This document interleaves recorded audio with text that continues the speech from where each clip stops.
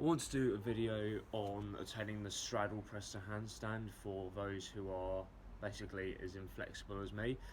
For clarity's sake, the only thing that's really allowed me to progress and achieve this move is working on my pancake flexibility, pike as well, but really hammering down working on pancake over I would say the last 3 months, but very consistently in the last 3 weeks of doing this stuff every day with a kind of minimal effective dose and high frequency approach. I'm gonna try and do this move right now. I'll show you my cold pancake mobility. So this is I've done no stretching so far today. This is just what I've got so far.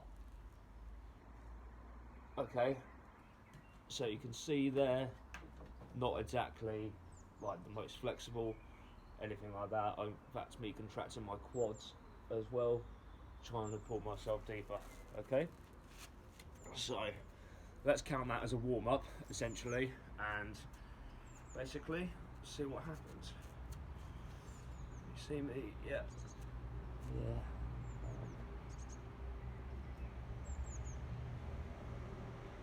Okay, so a bit of arm bend, but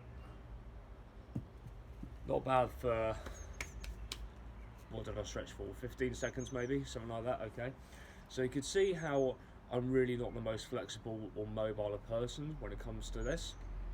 What makes the difference, what I've really found to make the difference, okay, is doing a bit of a bum twerk beforehand to make sure my hips go into anterior pelvic tilt to get them a bit higher over my hands, because we all know how much that counts, right?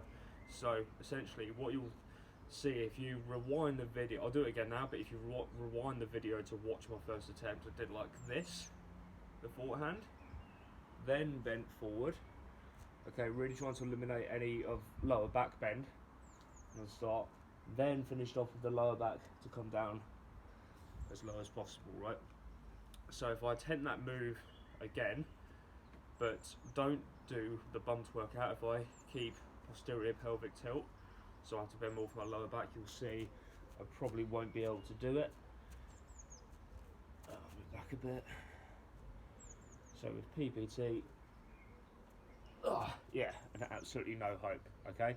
And the first work wasn't exactly like super amazing clean anyway, but you can see the amount of difference doing that bum tilt made to that attempt. Okay, so let's try it again, and probably should have warmed up properly before this, but there you go, lesson learned.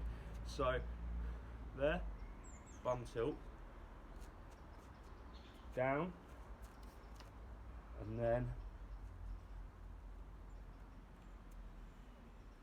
and again a bit of arm bend, but for the sake of no warm-up, we'll call that fairly happy, and back down. Okay, so there you go. Press the handstand technique for the more inflexible person, or the not so flexible person.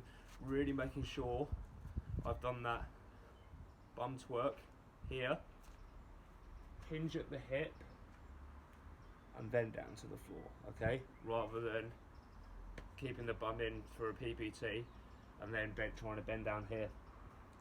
All the usual stuff is going on. So when I'm here, I am dragging my quads forward, like tensing my quads to bring my feet forward a bit, but my main concern really is trying to get my hips as far forward as possible, forward and up as well.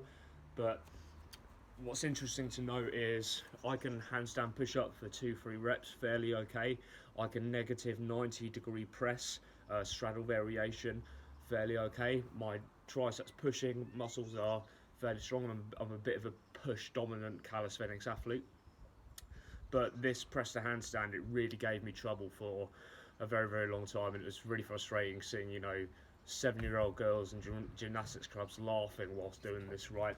So the only thing that has really helped working on this is working on my pancake mobility on a daily basis. That's what's worked for me, doing like 15 minutes of stretching every day rather than like, excuse me, gonna have to help my dog up because he's a bit of an old man. Off we get.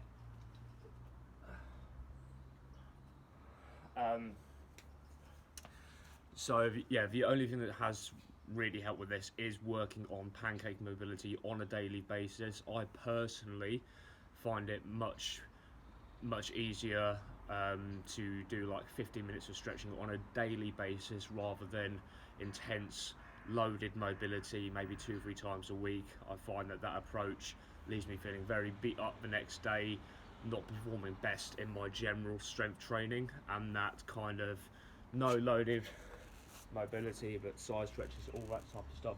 Following Tom Merrick, the bodyweight warrior, his pancake follow along routine has been absolutely fantastic. So I'll link that in the comments of this video. But yeah, that's what I will say. Like, obviously not the most flexible person, even after doing 2 reps of that. Like, that is my extent of my pancake. Okay, so you don't have to be chest to floor in order to do this. Okay, it's just the proof of concept. Okay, is the most useful thing here. Working on the pancake is really one of the best things you can do. I can handstand perfectly fine. Like I said, handstand push-up perfectly fine. Negative 90-degree press perfectly fine.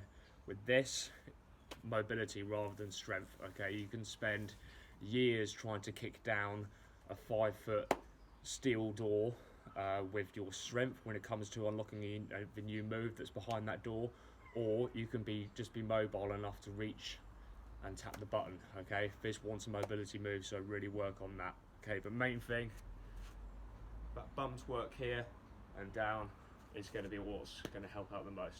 Thanks very much. Speak soon.